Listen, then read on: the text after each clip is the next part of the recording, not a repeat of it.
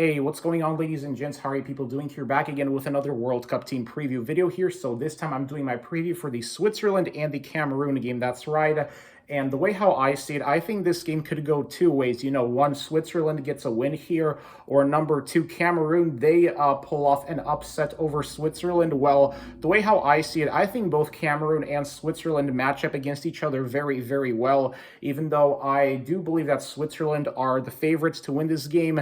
So starting with the Swiss national team, one thing you really have to admire about the Swiss national team is, you know, whenever they qualify for tournaments, they always give off impressive performances, especially at Euro 2020 when Switzerland last year, you know, they pulled off arguably the biggest upset win when they defeated France, the defending World Cup champions, 5-4 on penalties, because it looked like that after Pogba scored that incredible long-range strike against Switzerland, it looked like that Switzerland was out of the tournament, but Switzerland, they didn't give up. They kept on pushing for an equalizer, and they managed to force the game to go all the way to penalties, where they prevailed against France on penalties. So obviously with the Swiss national team, they are a team that you don't want to take lightly, because obviously as a guy that watches the Swiss national team play whenever I can, they really have a lot of World Cup experience, because, you know, I personally think that, you know, Switzerland, they are without a doubt heading into this World Cup one of the most experienced World Cup squads, you know, because you look at the current squad they've especially with key players like Xhaka and Shaqiri that have really,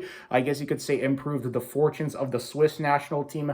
Obviously, both players have been together with the Swiss national team for over a decade now, so obviously they've been with them since I was still I guess you could say a freshman in high school, or no, I was in 8th grade and 7th grade, and, you know, I'm in college. I mean, well, I already did finish school and I'm working, so obviously to see them still representing Switzerland is pretty incredible, you know, especially considering the fact that they have really, I personally think, been the best players for the Switzerland national team the last, I'd have to say, probably 8 years now, you know, going back, especially all the way going back to the 2014 World Cup. So they've been together through the 2014 World Cup, and then the 2018 World Cup, and now the 2022 World Cup. So obviously Xhaka and Shaqiri will be playing in 3 World Cups. So that is absolutely, that is absolutely astonishing. That was doorbell that rang right there. So yeah, but as I was saying, I want to keep the video rolling here. I don't want to like redo this video. So let me just put the camera right there.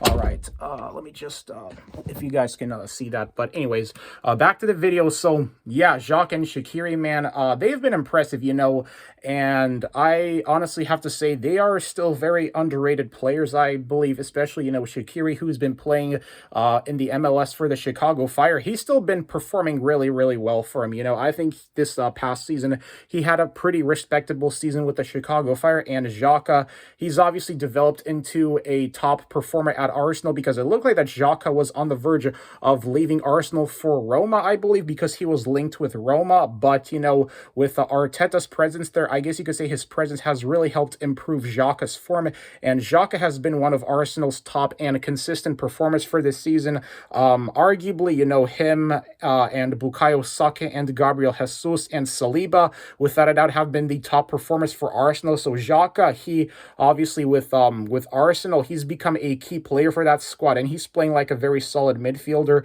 And what makes Xhaka a very tough midfielder to go up against, I guess, is just his ability to you know, perform accurate long balls. That's what I think gives Xhaka the best trait as a midfield, I believe. And for Shaqiri, obviously, it's his ability to score game winners and his ability to show up for Switzerland in tournament games, because obviously Shaqiri, he always shows up for Switzerland, and his finishing is something special, I guess you could say, you know, especially looking back at his performance against Turkey to help Switzerland qualify for a knockout spot in the Euros. Like, obviously Xhaka and Shaqiri, I personally think they are without a doubt the players that have really made the Swiss national team, I guess you could say, top performers too. And obviously for Cameroon, they got Abu Bakar, and a lot of people thought Cameroon were going to win the Africa Cup of Nations, including me, but I was wrong. And now seeing Cameroon and Switzerland go head to head against each other is going to be a game that's going to be fun.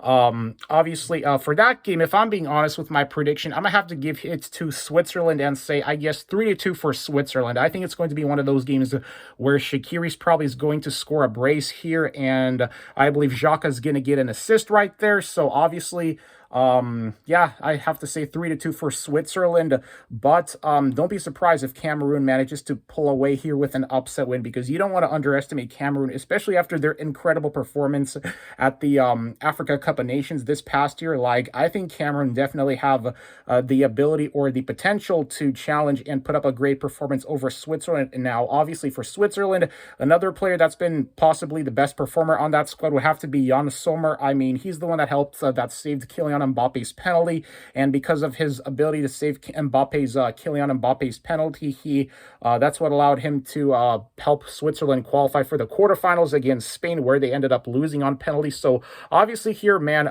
for the Switzerland national team, you don't want to doubt them at this year's World Cup, because I mean, this team is very experienced, and they still have key players too, like Seferovic as well, and they also have Mbabu and just a lot of key players for the Switzerland national team. So yeah, they're going to be a team that is going to be very tough to compete against. But I mean, if you look at it, man, Switzerland, they have a lot of potential to challenge Brazil, Serbia, and Cameroon for a top spot here in this group. But I think I already said what I wanted to say. So yeah, my final prediction, 3-2 for Switzerland. Let me know what you think about it.